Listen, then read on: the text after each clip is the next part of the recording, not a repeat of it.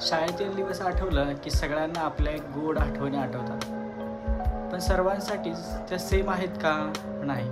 National institute of mental health and न्यूरोसायन्सच्या अभ्यासानुसार भारतातील 23% शाळकरी मुलांना मानसिक आरोग्याच्या समस्या आहेत.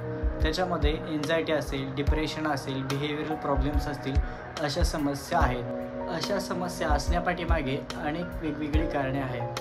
पण हा विषय गंभीर आहे आणि याच्यावरती आपण काही ना काही कार्य करणं गरजेचं आहे. तर आपण काय करायला हवं? तर पहिली गोष्ट, स्कूल काउन्सलर हे प्रत्येक स्कूलमध्ये असणं गरजेचं आहे, जो की त्या शाळेतील विद्यार्थ्यांना बोलेल, त्यांचे प्रॉब्लेम ऐकून घेईल व त्याच्यावरती योग्य मार्गदर्शन करेल.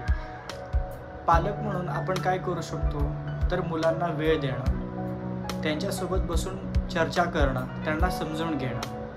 ज्यावेळेस आपण त्यांच्याशी मुक्त संवाद साधू त्यावेळेस त्यांना काय वाटतं, त्यांच्या भावना काय आहेत, त्यांना शाळेमधील असलेले प्रॉब्लेम्स असतील, ह्या सर्व गोष्टींना आपल्याला समजून घेणं गरजेचं आहे व त्यानुसार योग्य पाऊल उचलणं गरजेचं आहे.